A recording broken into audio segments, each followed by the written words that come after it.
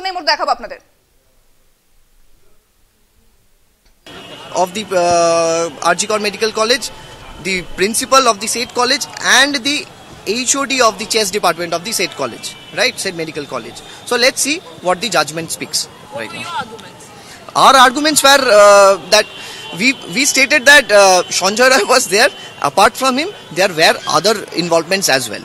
All right, okay, thank you. Okay, thank you. আমি আবারও চলে যাব শুভঙ্করের কাছে। শুভঙ্কর, আমি কথা বলবো আমাদের প্রতিনিধি শুভঙ্কর মণ্ডলের সঙ্গে, তবে উঠে আসেনি, ক্রস এক্সামিনেশনে উঠে আসেনি। এবার সে এখন লাস্ট মোমেন্টে সে তার বাঁচার জন্য সে অনেক রকমই ডিফেন্স স্টান্স নেবে। এবার দেখা যাক সে আজকে কি বলে, সেটার অনুযায়ী কোয়ান্টাম অফ পানিশমেন্ট ডিসাইড হবে। দেখুন, লার্জার কনস্পিরেসি নিয়ে আপনি যে প্রশ্নটা করছেন, এই ধরনের মানে এটা রিলেটেড আমাদের রিটেন নোটস অফ আর্গুমেন্ট এবং ওরাল আর্গুমেন্টে আমরা লার্জার কোর্টকে বলেছি। এবার আজকে দেখা যাক জাজমেন্টে কি আসে। কিন্তু তিনি তো অন্য কারোর নাম যখন তাকে শুনতে চেয়েছিল কোর্ট, তিনি অন্য কারোর নাম বলেননি। আবার আজকে তিনি বলেছেন আজকে কিছু বলতে চান, দেখা যাক উনি কি বলছেন।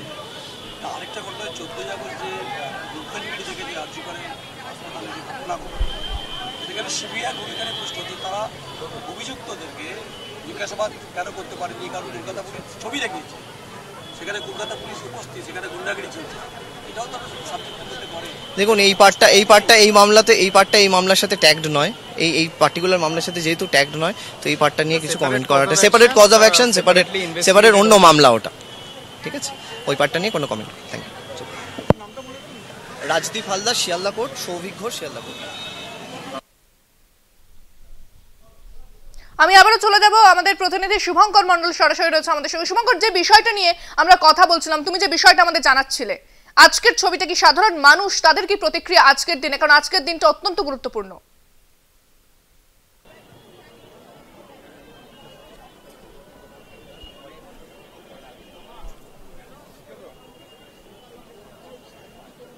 দেখো, তোমায় জানিয়ে রাখি যে শিয়ালদা আদালত চত্বরের বাইরের ছবিটা যদি বলি, তাহলে কিন্তু এখানে কোনো জটলা বা জমায়েত পুলিশ এখানে করতে দিচ্ছে না।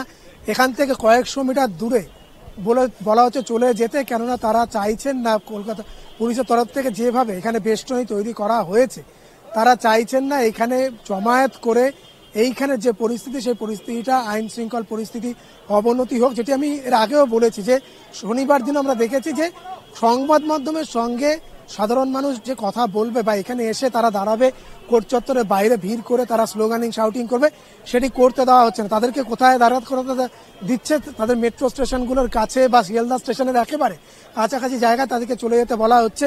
কোনো মব বা ক্রাউডকে এখানে গ্যাদারিং করতে বা এখানে দাঁড়াতে দেওয়া হচ্ছে না।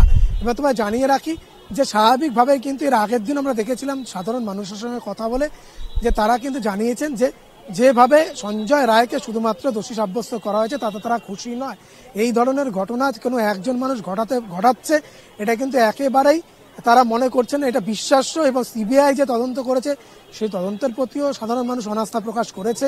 স্বাভাবিকভাবেই কিন্তু এই মুহূর্তে শিয়ালদা স্টেশন বা তার সংলগ্ন এলাকা, সেগুলোকে নিরাপত্তার চাদরে, বিশেষ করে শিয়ালদা কোর্টের বাইরের যে এলাকা, সেটিকে ত্রিস্তরীয় নিরাপত্তা বলা এবং নিরাপত্তার চাদরে এতটাই মুড়ে রাখা হয়েছে যে সেখান থেকে ফাঁক গলে কেউ যে সামনে চলে আসবে, কেউ যে এখানে এসে বিক্ষোভ প্রদর্শন করে প্লাকার্ড হাতে, সেটি কিন্তু এখানে দেখা যাচ্ছে না। স্বাভাবিকভাবেই তাদেরকে অনেক দূরে তাদেরকে চলে যেতে বলা হচ্ছে।